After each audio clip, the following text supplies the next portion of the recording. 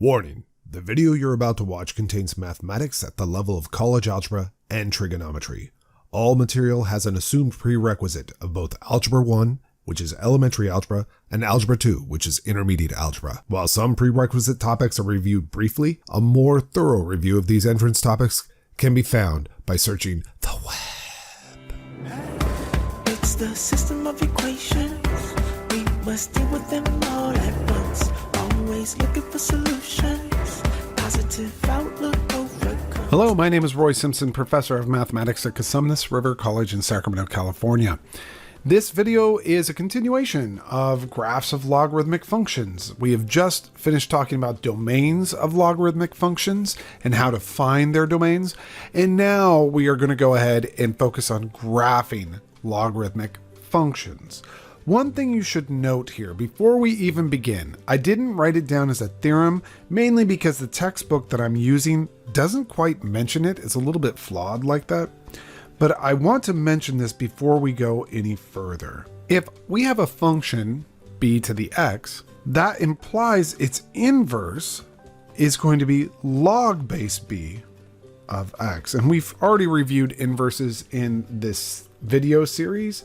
It is actually in a video titled Inverse Functions, verifying that two functions are inverse functions, finding domain and range of inverse. It's like a 4-video series. Anyhow, but we've already talked about inverses, but it turns out that an exponential function base b and a logarithmic function base b are actually inverses of one another. That is, if y is equal to b to the x, it undoes y is equal to log base b of x. And you could totally verify this. So let's go ahead. Actually, I'll just keep it as f and f inverse. Let's verify that. F of f inverse of x. We know from previous material that this should be x. It should be. Well, let's find out if it is.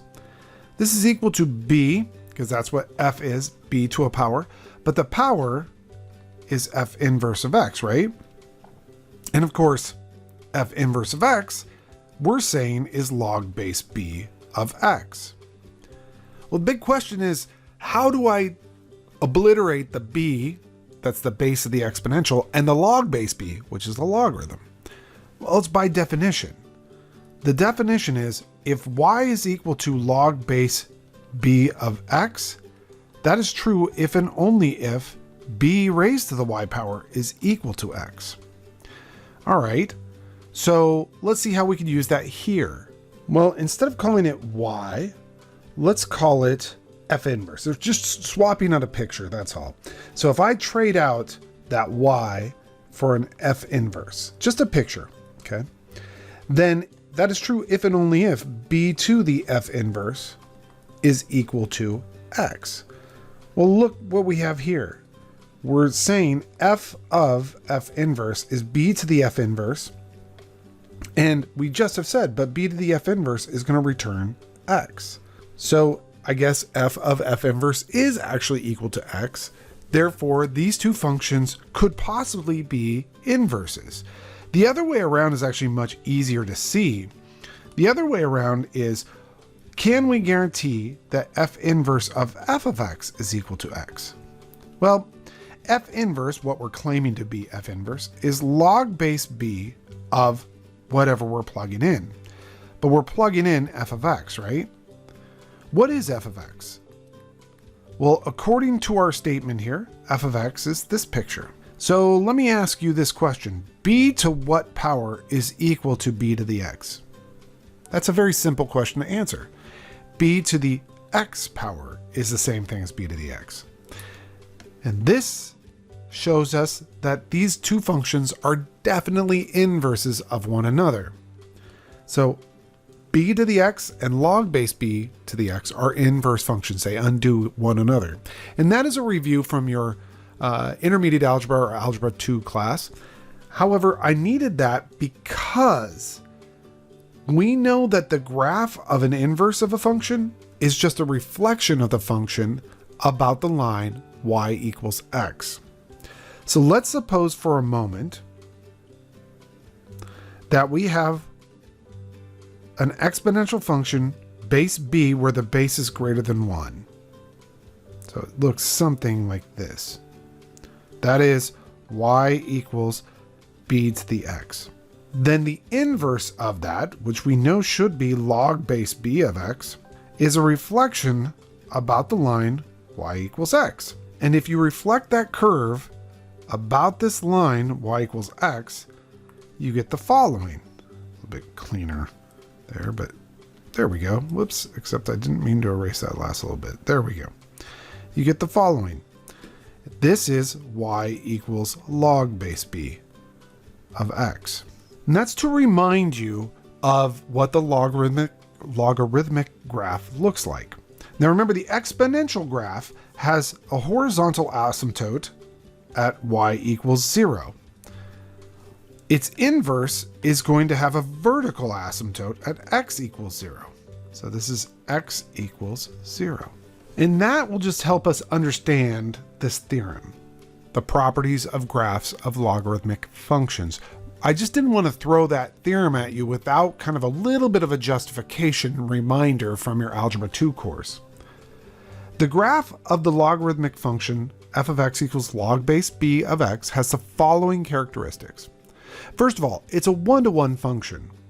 And you can see that the graph in blue right there definitely passes the vertical line test and the horizontal line test. So it definitely is a one-to-one function.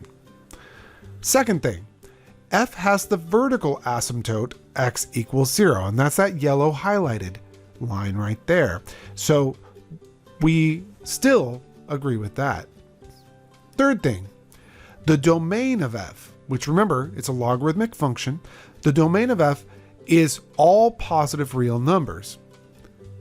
And we knew that from the previous lecture video, previous two maybe lecture videos, but here you can see it graphically. That blue curve, it only exists to the right of the y-axis, and therefore its arguments must be positive real numbers.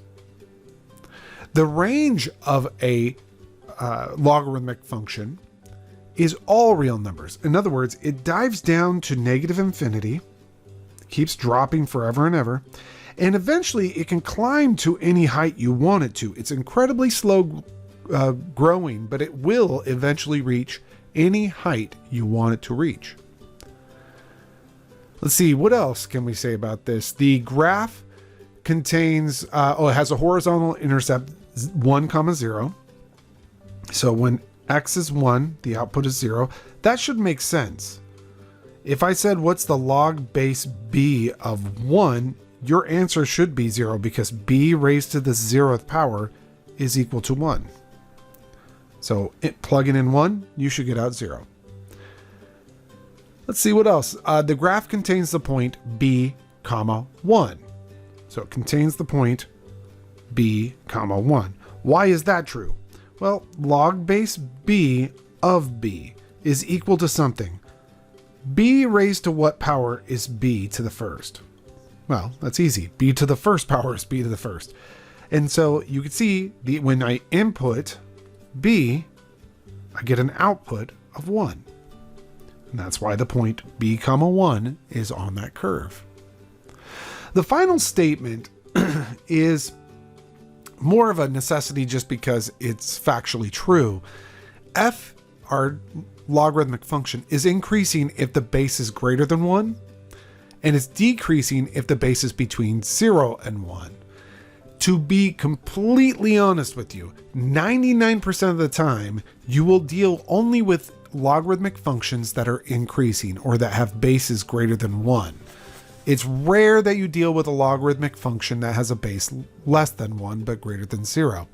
The reason for that is because logarithms are used to model specific sensory behavior, tactile senses, sight, vision, audio, all that stuff, or audible, I should say. So anything that involves your senses, it will model, and it's not going to be a decreasing thing.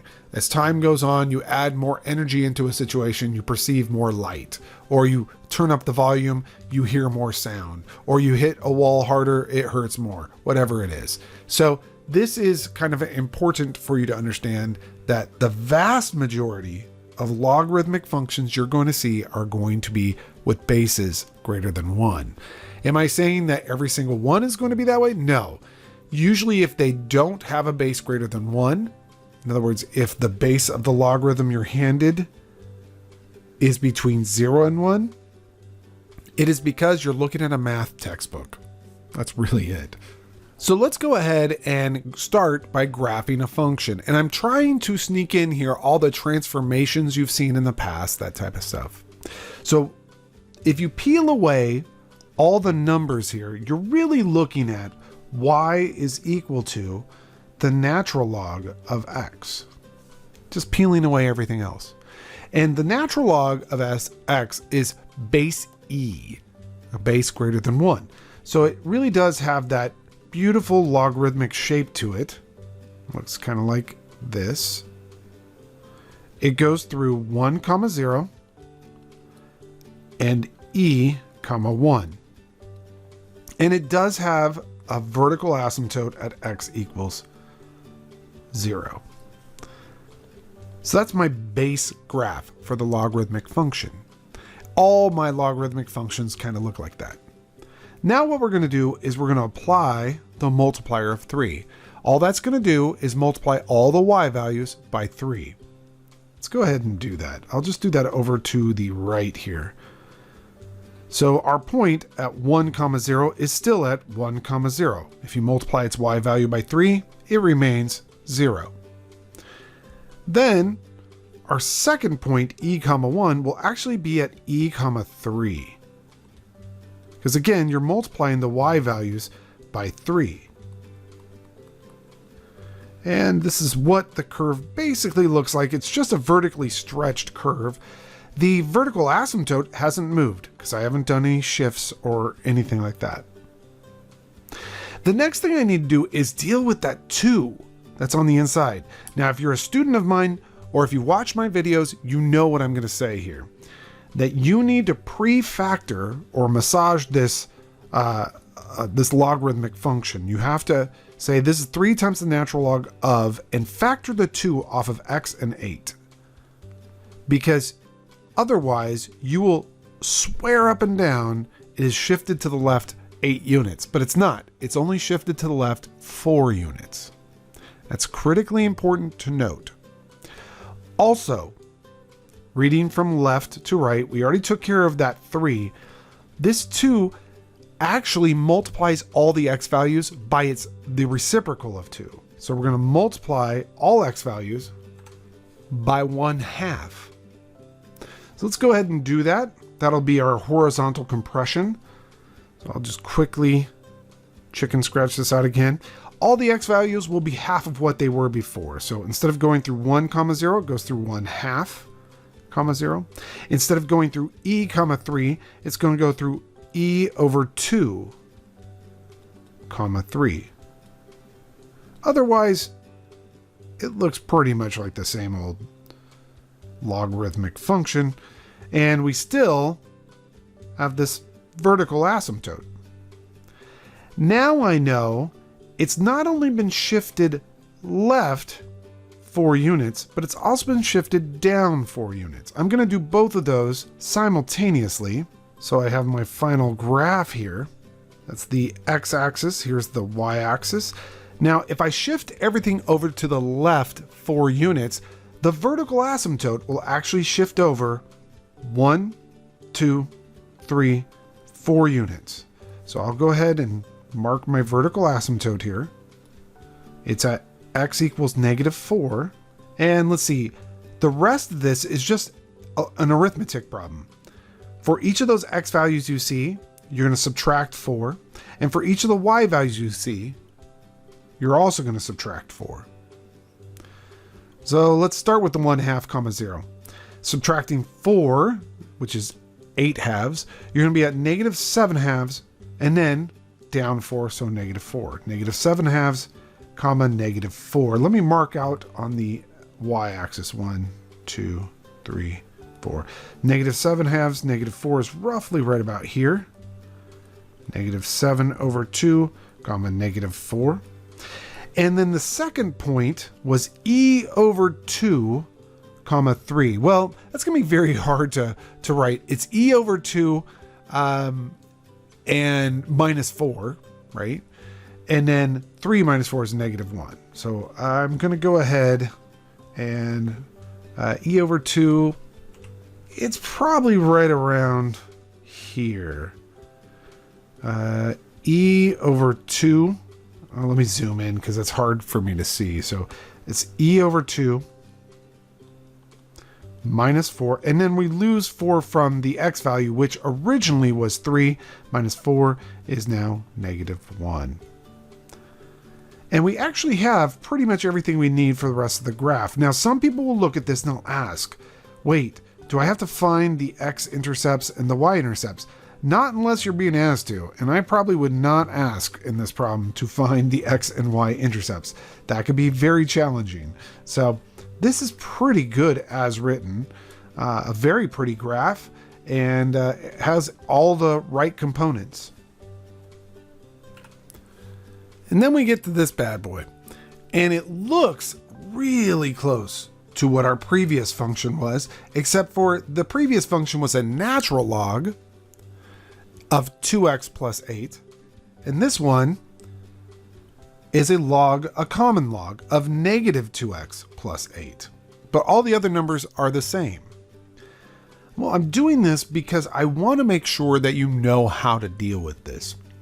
So let's go ahead and start with the base graph of the log, the common log base 10, which looks basically like what we graphed before. It goes through 1, 0, and it goes through 10, 1. Notice that I don't really scale it right now because I'm not that concerned about the scale until the very end. But that is the graph, basically, of log of x. Now, I'm going to multiply all the y values by 3. So again, it still goes through 1, 0. Instead of going through 10, 1, it goes through 10, 3. And again, I'm not super concerned about the proper scale right now. I'll deal with that in the very end. What I'm keeping track of right now are those 2 points and what their values are. Remember that we have to kind of pre-work this problem. Once you see there's a coefficient on x other than 1, you have to factor that coefficient off. So this is 3 times the log of, let me use a bracket for that, negative 2 times x minus 4. Okay, so this is going to look quite a bit different now. Because remember, the last graph was shifted to the left 4 units. This will shift to the right 4 units. So pretty significantly different. And this guy right here just tells us we're going to multiply all of our x values right now by a negative 1/2. Negative 1/2 x values. I'll just say it that way. All my x values I'll multiply by a negative reciprocal of that number. So just to showcase that kind of quickly. So the x value of 1 for this 1, 0 will now be at a negative 1/2, 0. Again, I'm not going to scale it appropriately. And the x value 10, 3 is going to be a negative 5, 3. Again, I'll worry about the scale a little bit later. There is a vertical asymptote. Notice the negative, what that did is it flipped it about the y-axis. That's a good kind of idea there. And now, let's see, we're going to shift 4 units to the right and then 4 units down. I'm actually going to do those in 2 separate steps, mainly because I want to. No other reason, honestly. So I'm going to add 4 to all the x values. Keep the y values the same, so this will be 1, 3, basically. 1, oh, no, it won't be. You add 4 to negative 5, that's going to be negative 1, 3. And add 4 to 1/2, and that'd be 3.5, 0. Something like that. I'll point an arrow at it because I'm not quite using it yet. So it looks like this. I missed the mark, but that's okay. Make a bigger mark. And then finally, I'm going to move everything down 4 units. And when I do this, this is when I scale things appropriately. So I'm going to take all those points, all 2 of them, and move them down 4 units. I've zoomed out, trying to be somewhat accurate here. I'm going to go ahead and put in a scale. 1, 2, 3, and 4. Oops, that's a little bit too far over. 1, 2, 3, and 4. And let's see, we're moving things down 4 units, so my y values need to be a -1 and a -4. 2, 3, and 4. All right. My vertical asymptote is still at x equals +4. And let's see, what else do I have going on here? We're moving things down 4 units. So we have that point that was at -1, 3. It is now at -1, -1. And I'll just label that. I'll zoom in to label that here. -1, -1. And let's see. So that was that point being shifted down 4 units. Then our point at 3.5, we're going to shift that down 4 units to be at 3.5, -4. So that'll be right about here. Now you can see when I actually scale it, it's not a -3.5, it's a 3.5. When I use proper scaling, it doesn't look like what I've been graphing, but that's only because I was chicken scratching things out just so that I can get a basic graph going. But now that I have one, I can connect those dots. I know this is going to drop forever towards the vertical asymptote. It goes through this point. It's going to want to curl up and try to approach that. And sorry, it's a little squiggly. It's just when I tried to graph, my screen kind of shook when I did it. I do want to mention here, there is no horizontal asymptote. So to the left, this function will rise forever.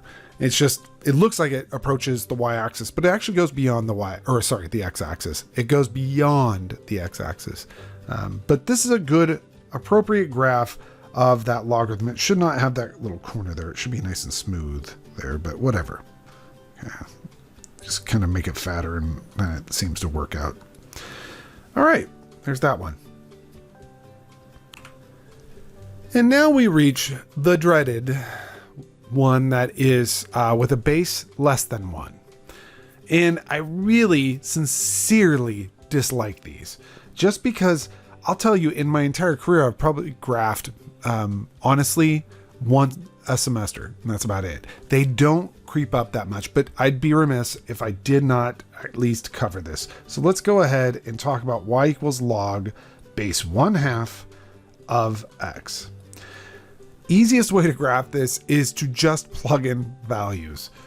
So you happen to know that when x is 1, the output is 0. That's true for all logarithmic functions, that when you plug in 1, their output will be 0. And that's because if you want the output to, or the input to be 1, you would say 1/2 to what power is equal to 1? Well, 1/2 to the 0th is equal to 1. That's why. And then the other thing that you would plug in is 1/2, and you would get out 1. If you plugged in 1/2, then you'd say 1/2 to what power is 1/2? Well, 1/2 to the first is 1/2. So that's why. So I happen to know those 2 points are on the graph of this function. And that's actually how I start graphing these, because I rarely graph them. So let me just plot those points. Here's 1, 0, and then 1/2, 1. So here's 1 is right here. 1/2, 1. The important thing to note is the domain of this function will be only positive numbers.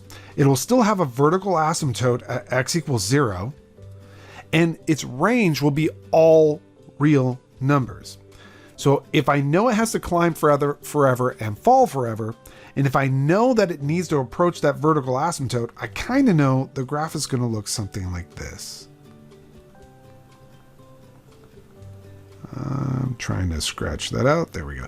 It's almost like an upside down logarithm. And in fact, it is an upside down logarithm. So it's like a reflected log. The rest of this problem is exactly what we had done before, right? This is 3 log base 1/2 of 2 times x plus 4 minus 4. We have our points. I'm going to multiply the y values by 3 and the x values by 1/2. So I'm going to do that in a single step. Multiply the y values by 3 and the x values by 1/2. So this point, its x value is going to be 1/4. I'll put this as 1 here. And its y value is 3. 1/4, 3. That point right there, its x value will be 1/2. Its y value will still be 0. Otherwise, sort of looks like the same old function we just had, kind of a little stretched. And we still have a vertical asymptote. And now I will move that vertical asymptote 4 units to the left and drop everything 4 units to get a final graph. Notice how quickly you can do this. And I know that some people watch this and they're like, oh my gosh, he goes so fast. The reason why I do that, it's actually purposeful. It's because you need to be this fast. You've done this for years. If you're not this fast by now, then there's a problem. You need to be this fast.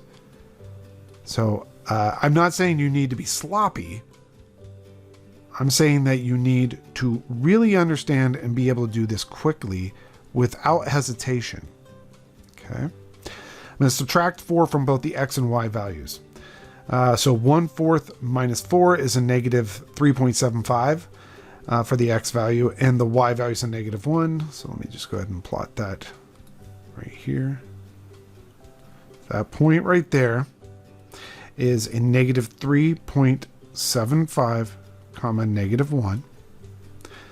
And then the other point, this guy right here, again, lose 4 from the x value, you're at negative 3.5, and lose 4 from the y value, and you're at negative 4. 2, 3, and 4. So lose 4, negative 3.5, comma 4, negative 4. Something like that. Negative 3.5, comma, negative 4. Now I kind of should move that over to the left a little bit, but it's going to be a tough one to draw, honestly. And it looks something like this. Very horizontally compressed, honestly. But that's what it looks like. There you go. It is going to rise forever and get ever so close to that vertical asymptote. All right. And this accuracy here, if you're a student of mine, this level of accuracy that I'm using is the same level of accuracy that I expect. You should have 2 points labeled. You should be able to show your transformations like this. If you can do that, you're rocking. That's good. It's the system of equations. We must deal with them all at once. Always looking for solutions. Positive outlook overcomes obstacles getting in our way. Cause affects more than we can sometimes see. Things for what they are and work together until you feel at peace. Just listen close. Don't talk too much that isn't kosher. You may really hurt inside. It doesn't justify you to speak too loud and cry.